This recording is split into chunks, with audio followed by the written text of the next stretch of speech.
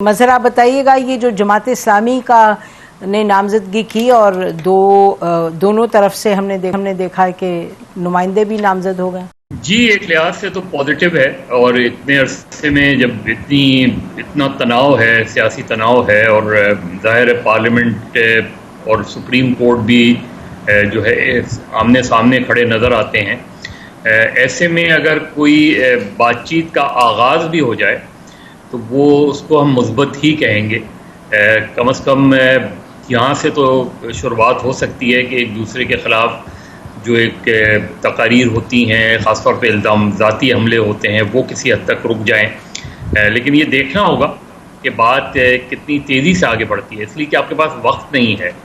देखिए, इसमें अब एक जो है वो फरीक सुप्रीम कोर्ट भी है, क्योंकि सुप्रीम कोर्ट की हिदायत के मुताबिक इलेक्शंस आगे बढ़ रहे हैं। इलेक्शन की जो तारीख़ है उस पर सुप्रीम कोर्ट बहुत वाज़ेह है, 14 मई पे। अब अगर कोई मुआहिदा होता है, जो कि मेरे लिहाज से बहुत क़ब्ल वक्त है इस वक्त कहना, तो आपने सुप्रीम कोर्ट में फिर एक रिपोर्ट जमा करानी होगी, और दोनों पार्टीज़ ने सुप्रीम कोर्ट में जाना पड़ेगा सुप्रीम कोर्ट को, क्योंकि बहरहाल अल्टीमेट फैसला अब सुप्रीम कोर्ट करेगी। ठीक जी सना, आप बताइएगा, गिवन द फैक्ट कि सुप्रीम कोर्ट ने कहा भी था पिछली मरतबा अपनी जो फाइनल उन्होंने जजमेंट दी मई 14 का कहा था, तो याद है आपको उन्होंने ये भी कहा था कि अगर आप बातचीत करने का तैयार हैं तो हम कुछ दिन डिले कर देते हैं। तो how do you see this whole development? देखिए नसीम, पहले तो हमें फैसला करना होगा कि हमने आइन पे चलना है, कानून पे चलना है, सुप्रीम कोर्ट के अहकामात को पूरा करना है, या फिर इमरान खान साहब की एमा पर चलना है। पहले हम ये फैसला कर लें, उसके बाद हम बाकी फैसले भी कर लेंगे। क्योंकि मुझे बता दीजिए, अगर मुज़ाकरात हो जाते हैं और वो 90 दिन तो वैसे ही उनसे हम तजावुज़ कर चुके हैं। खैबर पख्तूनख्वा का तो वली वारिस ही कोई नहीं है कि कौन सी जमात उनका जो है पहले रजिस्ट्रार की फीस भूल जाती है, फिर वो केस करते हैं, फिर वो 21 अरब रुपए जो कल कहा गया है कि वो जमा करवा दें, वो 21 अरब रुपए में तो खैबर पख्तूनख्वा भी शामिल है ना। तो खैबर पख्तूनख्वा के इलेक्शंस का क्या शेड्यूल है, वो कौन देगा? सुप्रीम कोर्ट के चीफ जस्टिस साहब देंगे। हम इंतजार करें 6-4, 4-6, 4-3, 2-3 का कब फैसला का इंतजार करें। खैबर पख्तूनख्वा मैटर नहीं करता क्योंकि दंगल पंजाब का है। और दूसरी बात यह कि फिर जब ये मुज़ाकरात हो जाएंगे, जिसके which I think is an exercise in futility, excuse my pessimism, but मैं इस मुल्क में इतना तो देख ही चुके हैं नसीम, मैं और आपके, हमें पता होता है कि कौन कितने पानी में है और कौन कहाँ जा रहा है। देखें, अगर तो पीडीएम जमातों में से अक्सर का ये राय है कि हमने इलेक्शंस भी करवाने हैं, हमने इस मुल्क में जमहूरियत को फरोग भी देना है, हमने आइन की पामाली नहीं करनी है, हमने पार्लियामेंट को सुप्रीम बनाना है, लेकिन साथ साथ हमने इमरान खान साहब को नहीं इलेक्शन लड़ने देना, उनको हमने पाकिस्तान की सियासत से खत्म करना है। जब बुनियादी बात की ये हो, जिसको कहने में हर किसी को आर है और बड़ा स्ट्रेट है, ये वक्त भी होंगे इलेक्शंस, सब कुछ होगा। मुज़ाकरात में इमरान खान साहब शरीक नहीं होंगे, शहबाज साहब शरीक नहीं होंगे, असद कैसर साहब बार बार मुज़ाकरात की बात कर चुके हैं, लेकिन असद कैसर साहब को खुद जो है वो जमान पाक में जाने के लिए 3-3 दिन इंतजार करना पड़ता है। तो ये एक्सरसाइज इन फ्यूटिलिटी है। और दूसरा ये कि मुज़ाकरात के बाद आया कि वो जो कानूनी फैसला है और जो कानून के ऊपर कंटेम्प्ट लगा रहे थे, क्या पीटीआई भी कंटेम्प्ट में आ जाएगी? क्या जमात इस्लामी पे भी कंटेम्प्ट लगेगा कि एक फैसला मौजूद होते हुए आप लोग मुज़ाकरात कैसे कर सकते हैं? इसी डेट पे आप लोग कराएं, फिर मुज़ाकरात करें, आप लोग साथ में ईद इफ्तार डिनर करें, जो मर्जी करें, लेकिन फिर आपको कानून और आइन से फिर हमने तजावुज़ तो कर ही लिया ना। तो फिर जब पार्लियामेंट कह रही है आपको कि हम नहीं करा सकते इस वक्त इलेक्शंस इन वजूहात की बुनियाद पर, लेकिन हमने उनको कंटेम्प्ट लगाना है, लेकिन इमरान खान साहब आज कह दें कि जी हम बातचीत करके कोई रास्ता निकाल सकते हैं, मैं इस पर खुश हूं, तो सुप्रीम कोर्ट भी खुश हो जाएगी। आई मीन, ये तासुर बहुत ज्यादा अनफेयर है और it's not, it is unconstitutional, and I don't think that anyone should follow it really, because nobody actually is. तो देन नहीं, थोड़ा सा क्लियर कर दीजिएगा, तो फिर क्या फॉलो क्या होना चाहिए? अब जब हम आके खड़े हो गए कि 90 दिन तो गुजर गए और जो डेट भी दिए जैसे आपने खुद का इज 110 डेज, और तो फिर आपको क्या लगता है कि इस सियाको सबाक में सना क्या होगा कॉन्स्टिट्यूशनल? नसीम देखे ना, ये फैसले की तलवार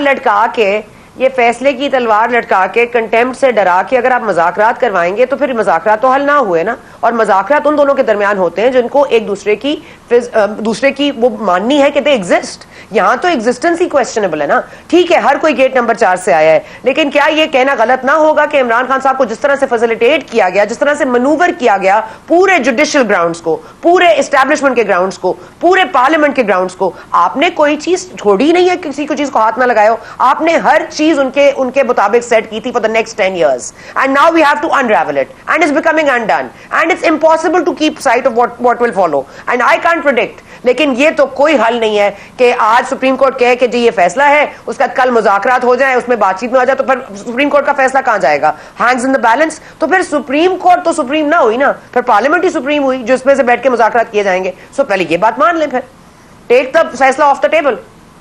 जी मजहर, आप बताइए जरा, कमेंट ऑन दिस। सवाल ये है कि आइन पर अमल कराना किसकी जिम्मेदारी होती है? पार्लियामेंट की जिम्मेदारी होती है ना। या तो आप आइन में ये तरमीम कर लें, पार्लियामेंट ये तरमीम कर ले कि 90 रोज़ में इलेक्शन ज़रूरी नहीं होते, ये तरमीम कर ली जाए आइन में, और अल्टीमेटली शायद आपको आगे चल के करनी पड़ेगी। फवाद चौधरी ने कहा भी था कर ले तरमीम की जरूरत कि अगर सूबाई असम्बलियाँ तहलील हो जाएं तो आइन में क्या लिखा है फिर? तो बुनियादी तौर पे तो बात सुप्रीम कोर्ट तक जानी ही नहीं चाहिए थी, ना ही सुप्रीम कोर्ट को सुओ मोटो लेना चाहिए था। जब लाहौर हाई कोर्ट में एक चीज़ चैलेंज हो गई थी, वहाँ इंटर कोर्ट अपील भी हो गई थी, उसके बाद सुओ मोटो बहरहाल समझ में नहीं आता।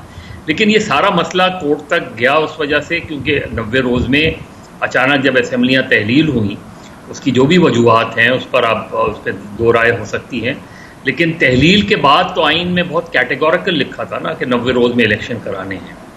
तो इलेक्शन 90 रोज़ में किसने नहीं कराए और क्यों नहीं कराए? हम अदलिया को एक तरफ अभी रख देना, पहले तो उस सवाल पर आ जाएं कि इलेक्शन कमीशन 90 रोज़ में इलेक्शन क्यों नहीं करा पाया। इसलिए कि गवर्नर साहब ने असेंबली डिज़ोल्व करने से इनकार कर दिया था, असेंबली को अल्टीमेटली खुद डिज़ोल्व होना पड़ा, उसके बाद एक हम अदालती उसमें चले गए। चीज़ ये कि बहुत से डिस्प्यूट होते हैं और यही सियासत और जमहूरियत का नाम होता है कि डिस्प्यूट होते हैं, बहुत शदीद इख्तलाफात होते हैं, एक दूसरे की शक्ल देखना बर्दाश्त नहीं होती, लेकिन अल्टीमेटली जो है रिजॉल्व एग्री डिसएग्री पे आप मुज़ाकरात करते हैं और रिजॉल्व करते हैं इशू को। हमने 77 में भी ये देखा, हमने उसके बाद भी ये देखा, MRD की फॉर्मेशन भी देखी कि जहाँ इतनी एक्सट्रीम पोजीशंस थी कि जी मैं जुल्फ़िकार अली भुट्टो के कातलों के साथ कैसे बैठ सकती हूँ, लेकिन बैठे, MRD बनी। MRD पाकिस्तान की तारीख का सबसे तवील इत्तेहाद रहा। तो हमारे यहाँ ये चीज़ें हुई हैं। कौन गेट नंबर 4 को छोड़ देना, कौन गेट नंबर 4 की पैदावार है, कौन नहीं है, सबके साथ एक एक्सेस बैगेज लगा हुआ है, कोई ऐसा नहीं है जिसको अपने वक्त पे फैसिलिटेट नहीं किया गया हो। शायद ही हमें कोई ऐसी मिसाल हमें मिले, लेकिन इस वक्त इसके अलावा और क्या हल है? या तो हम तसादुम की राह पे चल पड़ें, जो कि हम जा रहे हैं। इमरान खान असम्बलियों से निकलते हैं, फिर आ जाते हैं, फिर असम्बली में जाने की बात करते हैं, फिर अचानक असम्बलियाँ तहलील कर देते हैं, जिसकी मुझे कम से कम आज तक वो जिस तरह आदम एतमाद की बात हम करते हैं उसी तरह असम्बलियाँ तहलील करने की मंतक। लेकिन एक आइन इजाज़त देता, एक पॉलिटिकल मेल्टडाउन है, एक जो है वो हम इकोनॉमिकली, पॉलिटिकली, कॉन्स्टिट्यूशनली, जुडिशली एक डिसऑर्डर है, उसको ऑर्डरली करने के लिए अगर पॉलिटिकल फोर्सेस तमाम तर डिस्प्यूट के बावजूद मुज़ाकरात के ज़रिए कोई हल निकालने की कोशिश करती है, मैं कोशिश ही कहूँगा,